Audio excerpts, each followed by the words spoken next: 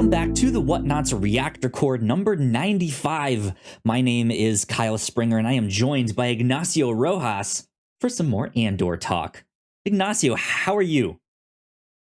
Overall, I'm doing good, but it's getting very, very hot over here, so very hot right now. Hashtag can't relate. It's freezing cold over where I am. Man, I'm so jealous. But yeah, we have the final 3 episodes of Andor to talk about. Episodes 10 through 12. All sorts of stuff were happening in these ones, from a prison escape to a funeral procession here at the end. So let's jump right in. We are finally done with season 1 of Andor. Ignacio, what did you think? Fine. It's good. Good. Don't play with me like that, Ignacio. I'm not playing. Yeah, that's been my feelings overall with the show, where it has some very good things there, and when it's good, I enjoy it very much. But I feel like it doesn't do enough for me, or it doesn't do the right stuff for me. Where I just watched the final episode, and right until the moment where the speech started, I was thinking, what happened? What happened earlier in the episode? I was struggling to remember what had happened in the episode already, halfway through it. And I'm also struggling to think what happened on the penultimate episode. The only one that I can think of is the episode 10, where the prison escape happened. But I enjoyed that. That. But then that's my problem with the show, I think, overall, where it goes through these arcs, but then it has different arcs, but then it has some low times in between those arcs where I lose interest. I can't even remember what goes on, and that's one of my problems with Ignacio, it. So much. Okay, what about you, Kyle? No, that's totally fair. No, you just invalidated my whole argument. You invalidated my whole feelings for the show. Ignacio was wrong. Yeah, I'm out. No, yeah, I really, really enjoyed this for sure. Man, the prison break especially, though, I think it was a high point of the series so far for me. We do know there is another season coming, but yeah, I loved that. If this does not win any kind of awards and stuff, I'm gonna be so mad. And Andy Serkis deserves the Emmy for this. Absolutely, this show I think is incredible. Even in the lower, the lulls of the show, where it's not a big action scene, they are, I think, setting up some really, really interesting stuff with the show. The position that Mon Mothma is in right now to cover up this $400,000 to get metaphorically speaking, get in bed with this gangster that she doesn't want to work with at all. And the only payment that he wants, he's like, hey, my kid is of age, your kid's of age, why don't they marry? And I couldn't care any less about what happened with Mon Mothma. It's the conversations, it's the tensions, it's never got me. Knowing from how did she get from where she's at now to what we know her to be, right? We haven't fully explored that yet, and I'm excited to see where that goes and how she gets there. Because right now she's kind of not entirely sure. She's not entirely sure she wants to do this or commit in the way that we see some of these other characters starting to commit. And then finally here in the finale, I teared up at multiple times. There was some like a number of inspiring speeches. Just like to yeah, man, I loved it a lot. Did you see the end credits scene in the finale? Nice little thing. The question of what are we exactly making in this prison came up fairly frequently. So I'm glad that we got at least a payoff as to what they were making. It was a nice thing. It of course doesn't amount to anything in the bigger scheme of things because we know what happens. We knew it was getting built. We know it will get destroyed. We know it will get replaced. So doesn't mean that it's doesn't mean anything. It's that emotional payoff that we now know that and well, as far as we know right now, Andor does not know what he was making in Narkina 5. Yeah, but I don't think the irony, right, of he was making the weapon that ends up killing him is just a gut punch. It's just what? Oh man. Was it this star that killed him? I haven't seen Rogue One in a while. I remember that the planet. Oh yeah, so it was the Death Star that hit the planet. Yeah. Okay. Yeah, because I was thinking something more like, I don't know if you played Battlefront 2, how they had these space lasers that they used. Yeah. But I haven't seen the movie in a while. This like that to me, knowing that even if the parts that he was making are these like almost inconsequent, like it's the like things that can like fold the panels in the right, like such a dumb thing. But like, man, just to know that, and who knows if he'll ever find out that info. But that's like that is the kind of irony that this show is doing and working with here, and I like it a lot.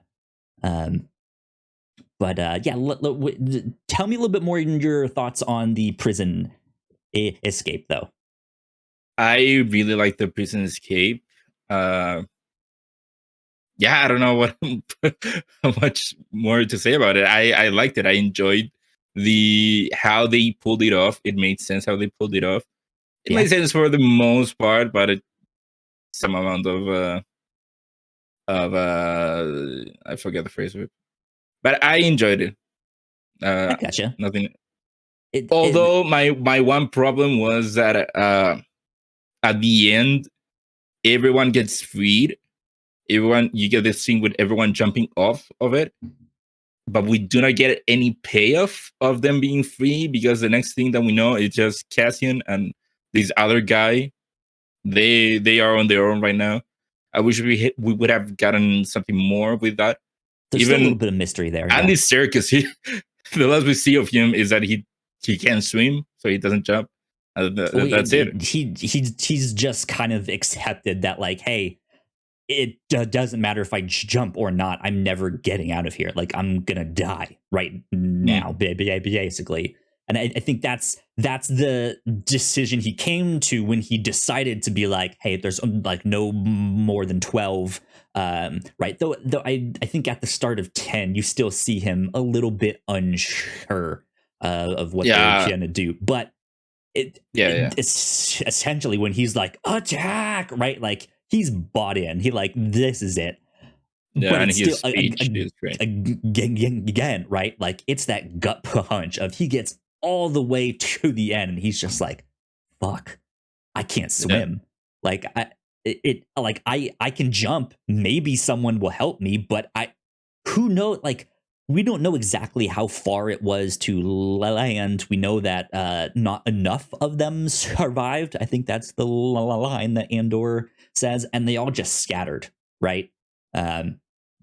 So yeah, there is still some mystery of like who made it exactly. How many of them are out there? We don't know. But yeah, I man, that speech that Andy Serkis gives is great. I absolutely hope he wins something with that one. But yeah, and then I think even in episode 10, for me, the like emotional stuff of like, okay, Marva has died. Andor doesn't know yet, and just the phone call that he has at the end there to figure it out that his mom has died is just heart wrenching. Yeah, And it then is. man, shout outs to what's his name, the big guy, the Barasso, who just decides to stay the night with B2 emo there, and he's just like, I don't want to be alone. He's like, all right, I'll stay. What a good That, dog, right? Just an but by old the dog there. dude, by the end of it all, by episode 12, things are happening. There are all these different groups doing their own thing, and I'm there thinking, do we know these people? Are they good? Are they bad? Did I miss something? Because for example, at one point you You get missed a lot of the good stuff. Episode 10.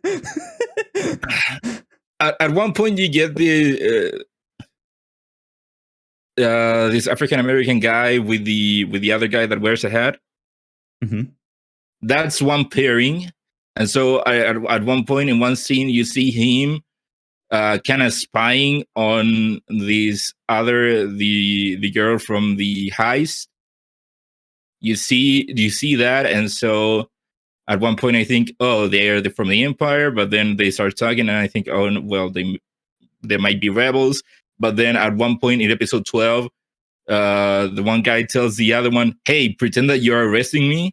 Yes. And he arrests him, sends him to the hotel. And did I fall asleep? Did that amount to nothing? So here's what happened with that guy. That guy we saw within the first 3 episodes of the show. He was the one that Andor owed money to. He came up to Andor and was like, hey, where's my money? And then there was that bigger alien that he had stand behind Andor that was supposed to scare him because he's so... it was that guy. Yeah. So he is someone who lived on Ferrix, but he was also not one of the people that worked in the scrapyard like most everyone else. Yeah. So he kind of seemed a little more opportunistic, a little more shady, right? Like, I'm willing to make a buck however I can. But then who's the other guy? I don't know off the top of my head who you're describing. Just say they were pure. Him and the white guy with the coat and the hat that takes him into the what I think it was a hotel. Remember, they have the discussion at the bar, and he says, "You know more than you should." Then don't tell me. That was like that. the guy. He worked at the ticketing booth for the train station thing there. Again, he's one of the characters in Ferrix that worked at the booth. They were like it was him and one of his other employees that was like, they're looking for some guy from Canary. Have you ever heard of Canary? And I remember. And they're like, nope, never heard of it. Yeah, and they're trying to make a deal with him, like get me to this place without asking, something like that. Yeah. That so was then that guy. I think that's who you're. So you think? About. Well, I mean, you said he had a hat. I mean, that was your only description no, of the guy. No, it was the guy that you say was asking for money, and then the other guy. They were a pair in this episode. You should know if you should know. Okay, if you don't know, then that's a problem. So I don't know then. Dude tells the other guy, "Hey, make like you're arresting me," and then immediately the other guy starts pushing him. And you mean the actual guy that arrested him? But that's the same guy, isn't it? No, that's some Empire dude that we don't know who it is. It's just some officer, some ISB officer. The one that arrests him? Yeah. But they seem to be together.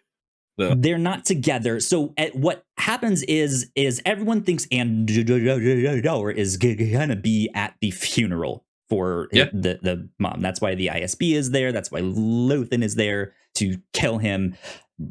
this guy kind of having some know about of the like what's happening in this city or where he might hide.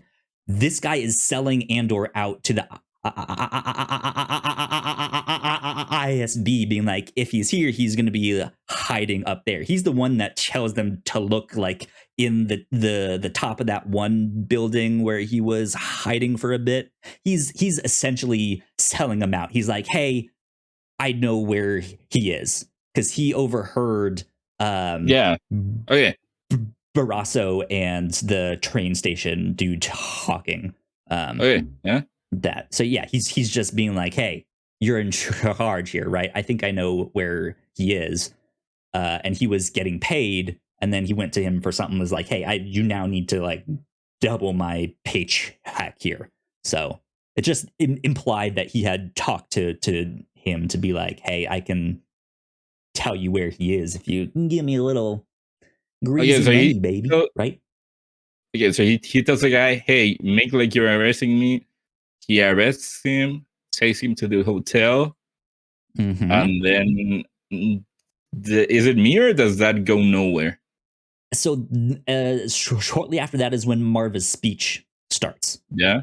And then all hell breaks loose after that when she's like, fight the Empire, do it now. And they try and cover it up. Then when the kid throws the bomb, he throws it in between the tank and the hotel. So it blows up, and then all those grenades blow up, and then more things blow up, and that's what kills that guy. He dies in the explosion. But even when he's sitting there, like listening to Marva's speech, like you can kind of see it on his face that he's just like, damn, like I sold them out. Like, I don't know if that maybe was not the right move. Never really going to be one of them. But he just maybe you could see he was a little unsure of himself there. But maybe if I had remembered that was the guy that wanted the money at the beginning. All about the details. Would have made more sense. So many just little tiny details in this. So good.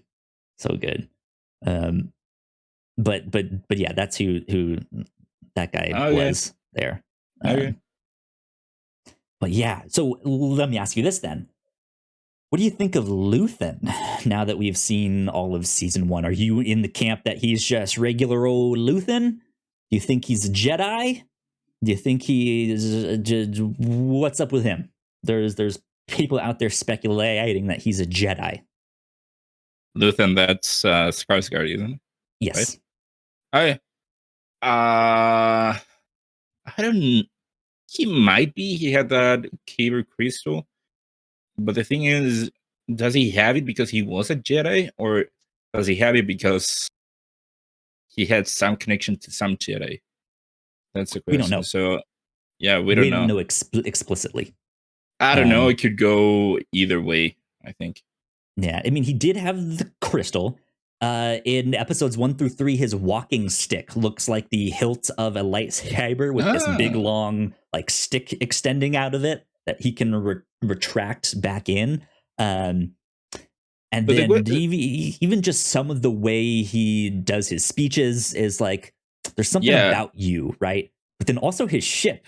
Do you remember his ship? Yeah, when he gets caught with it and he has the two freaking like constant laser. Yeah, man, highlight for me for episode 11. But could he be a Jedi still? If he were a Jedi, would he still be in Coruscant, that out in the open, that he goes to checkpoints, he talks to people, well, that's the thing, is a public person? When he is Luthen recruiting Andor, he is like one person. But if you remember when he went back to Coruscant, he has on a wig. He has all different kind of mannerisms. He speaks differently. He has this whole different persona, this whole different crowd that he hangs out with. If your entire people get wiped out, basically from the galaxy, would you still be? Would your hiding spot really be? Wouldn't you want to be chilling out in the same place that the Empire has their headquarters? that's their whole thing. When he's interviewing Andor at the start, and Andor's response is like, they can't even comprehend that someone like me would find one of their outfits and sneak inside their house. And he I know, like, man. basically he's hiding in plain sight is essentially what it is, right under their nose. And that's the premise of like their beliefs on the Empire, is like they are too fat and happy to even think that I could be here. I don't know. If it were I do, because that's what happened. I don't know. If it were just any other universe, IP, whatever, maybe. But this is Star Wars. They have the Force. They can feel this shit. I don't know, man. Not all of them can here. Like, I know the Emperor could hide between all of the Jedi, but I know that has some explanation with the temple having his power and the hubris of the Jedi and whatever. It's I don't know, man. To hide, if he truly wanted to hide, it's possible for him to cut off his connection to the Force. We saw that in Obi-Wan, right? At the start, sure. He was like, it's been so long that I'm not up to par here, right? That is possible. But also, if this like religious order that he had given his life to gets completely screwed over by the Empire, and this is something that he truly believed in, like, it makes sense that he would want to somehow take it down. And that in his like, what do I sacrifice speech, he is just like, dude, I've given up everything. I've given up like all that stuff. That's all to say, like, hey, maybe he could be. He could be. But I don't know. Like, I'm still just like, you're also not giving me enough. I don't remember what ended up happening to his crystal. Did Andor do anything with it? Andor gave it to Vel, I believe, to give back to him, and then that's the last we saw of it. Yeah, weird that we never see it again. It's just collateral to be like, hey, you like, I'm trusting you. Here, give this back when you're done. It's not supposed to be. At least not yet. Is not supposed to be like, this is the MacGuffin of the show. It all revolves around this crystal.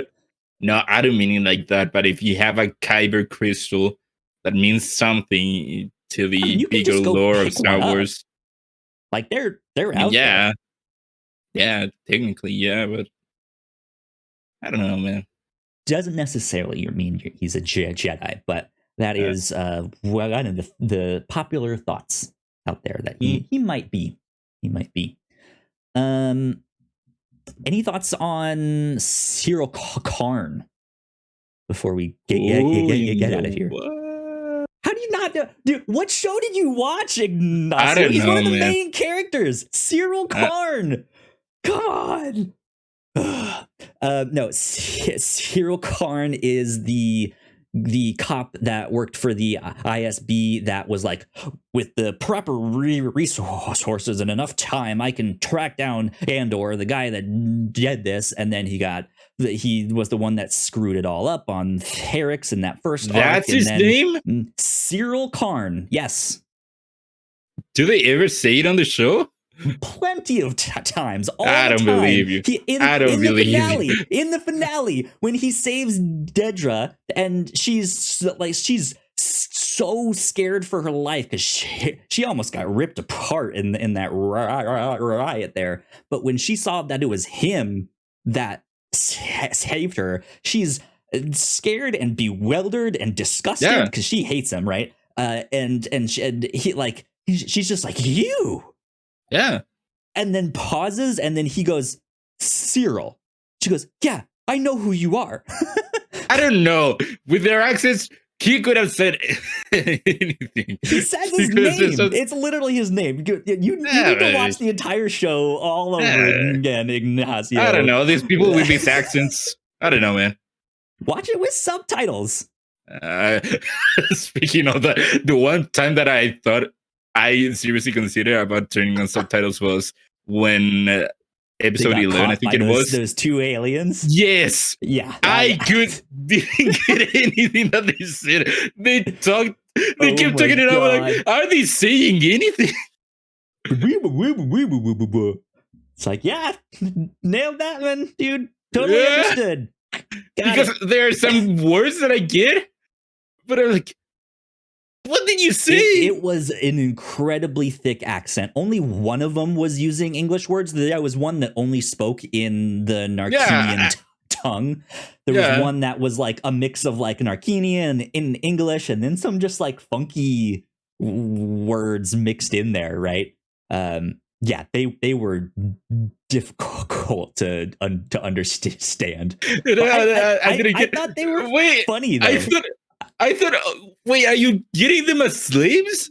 Are they gonna work for you? And then the next scene, going back to a complaint that I had last time, he just appears again. Same planet, he just appears there. He appears. We trapped you. There's the aliens that capture you. I don't know what the hell they said. I think, they are going to be working with them, or they're going to be their slaves.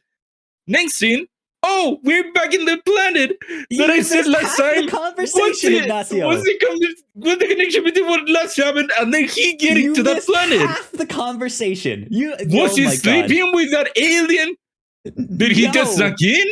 No. Why would he go back there? Look, all right, here's what happened. Ignacio just didn't watch the entire show. So they get caught by those two guys that are hard to understand, right? And it's at first, you're like, I'm not sure what's really going to happen. Are they going to get killed? Are they going to hand them back over to the Empire? Because they do talk about like, hey, 1,000 apiece, you and me, like we could sell both of these guys here. Or yeah, like, are they gonna like keep them as slave labor? Are they gonna eat them? I don't know. But then they're at the end of the day, they were just like, yeah, we know you were from one of the prisons. Fuck the Empire. We hate them. They've ruined our ocean, like all that stuff. We know you're trying to get out of here. Where do you want to go? And he names that like fake Miami planet. He's just like, fake Miami? And they're just like, yeah, we know that spot. Let's go. Come on. And then they hop off in their ship. They take him back there. And then he sneaks back into the same hotel room where he left his gun. He left Nemec's I guess he just snuck in there. Book with all of that. He broke in. He picked the lock. It doesn't matter. He snuck my in. Thing is, did he sneak in or was he sleeping with this alien? I mean, look, at the end of the day, we don't truly know. Yeah. There are two aliens in there, though. There are. You're just fucking with me. I am not. Absolute. There are two of them in bed there. And that, I think it's at least implied that he snuck in, got the thing, and then left. But yeah, who knows? At the end of the day, also, what was his plan? Okay, I get it. He got his trading, his money. He had I get it. Manifesto. I get it. He got his stash. Okay, was his plan to stay there in the place where he just got arrested for his nothing? Plan was not to stay there, but I don't know. He just get that pretty stuff. chill there. Well, no, because immediately after, when he's talking to the dude that he escaped with, I just got my illegal stash about like, hey, we need to continue on. We need to go our separate ways so that we can tell people about what happened at Narkina. Yeah. So they didn't want to stay there. Exactly. I just got my illegal. I just got my illegal stash of all these credits that I just stole from this one place that was heavily televised and whatever. I'm just, hey, we need to talk. Where do we go? How about the place where I got arrested for doing nothing? Yeah, potentially a dumb move. There absolutely is a story where he's dumb enough, right, to go back there, and then that's where he meets K2SO or whatever it is, right? There is that version somewhere. Hey, should we go to the ship, a bar, the place Anywhere else? No, let's go to the place where I got arrested. The one thing I will say in defense of that is the place is empty, right? When they get back there, they're on the beach and he's at the payphone thing. The place is empty. It's no longer the like I don't know, man. I wouldn't trust season to do all of that stuff. The cops are not out there in force like they were previously. Like it seems to be a quieter, safer time. And he might know that. I mean, he's smart enough, right? He's that observant that he probably knows like where, like he probably knows not to go in the spot where it's just like, I don't know, man. I don't know, man. But you're right. That potentially could have gone very bad. So there you go. Yeah, I enjoyed this a lot. I cannot wait for season 2. What's interesting to me is that from interviews and listening to A More Civilized Age, we know that when Disney originally wanted to do this show, they planned it for 5 seasons. And then the creator was like, no, thank you. I don't want to do 5 seasons of this. And so he cut it back to 2. And season 1 of this show takes place 5 years before the events of Rogue One. And this season was supposed to span a year's worth of time. From episode 1 to episode 12, that's supposed to be about a year's worth of time. And then I, if I'm not mistaken, I think the idea was each season after that would be another one of those 5 years leading directly up to Rogue One. But it seems like season 2 is going to be the next 4 years that takes it up to Rogue One here. So there might be some time jumps, or it might just be a longer arching story, right? I don't know, man. As long as he keeps going back to that beach, sure. Easy. The 4 years can be taken up in prison. Yeah, I mean, we still have a ways to go for the Rebel Alliance to actually be a thing, right? Yeah. We know now that he's fully bought in, but I guess my question to you, my last question to you is, what do you want to see in season 2? Is there a storyline that you want more of? Things that you felt were unanswered or just, who knows? First of all, K2SO. I can't wait to see K2SO. Cool. Hopefully, finally see it in the show. Like we talked before, what's the deal with the guy on the crystal, Cable Crystal? What's his deal? And Luthen, we know his deal. That guy, and other guy with his whole obsession with Andor, and then that woman that also has an obsession with Andor, and then that other guy that's there too, and the other guy also, and that one other guy. Look, I'm terrible with I am infamously terrible with names, and you are showing me up here. So yeah. Yeah, I don't know, man. You are the bigger fan, so I want to know what you want to see. I think for me, I would like to see the because right now there are these different like rebel cells kind of all over the place, and I think with the riot at Ferrix, this is one of the only times that I think Lothan has seen this backlash against the Empire happen organically and not through his influence necessarily. So I would like to see these cells kind of start to form up and meet and actually be like, hey, we all need to unify, or at least like start working out some kind of plan. I want to see more of that. I want to see more of Mon Mothma and how she ends up, because by the time we see her in A New Hope, she was like fully like, I am like one of the rebel leaders, like, here we go. So I want to see her get past all of her anxiety and her fear and her doubts. Man, I can't wait until she finally resolves her money issues, because goddamn, the whole thing is, I need money. How do I get money? I need money. Can you give me money? Can you give me money? No, you can't give me money. Oh, you can give me money. I can give you money, but then my kid has to come with me. No, I will not let it. Next scene. Okay, I just let it. You missed all of that.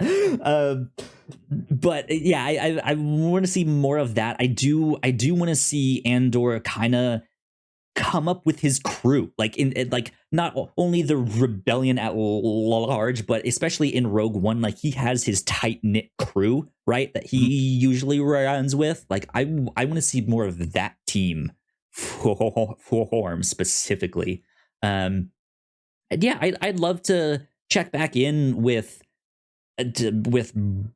Barrasso and B2 Emo, and they even had the kid that threw the bomb, whose father the ISB killed, and Bick. Like I'm starting to care for all of these characters now that I want to check back in with them.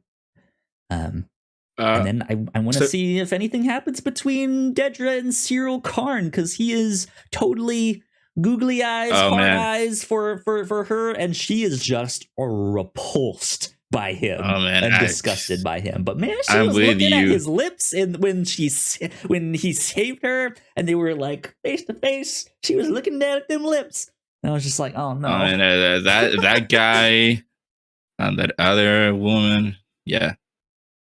God, Ignacio. So speaking of names, her name is Biggs. Am I misremembering it, or wasn't there a rebel also named Biggs? I think Biggs with two G's. Oh, excuse me. Her name is Bix, B-I-X. What? Yes. What? It's spelled B-I-X. Bix. What? God, are you asking me what do I have a problem with names? Really? That's her name. How did you not know her name? She said it a million times. Biggs. It's the same thing. It sounds the same. No, it does not. It's close, but it's not exactly the same.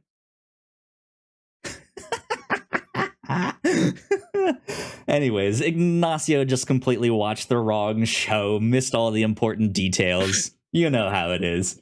No, but that's kind of all I have to say on this stuff. I enjoyed it a lot. This is up there with my favorites all time. It's incredible. Good stuff. For you. Good stuff. Yeah. Whatever your name is, good for you. Yeah, thanks, dude. That being said, Ignacio, where can the people find you on the internet? Well, they can find me on Twitter at IgnacioRojasB. That's IGNACIOROJASB. There you go. You guys can find me at Kyle Springer on Twitter, as well as on Hive. Look at you. Other Hive.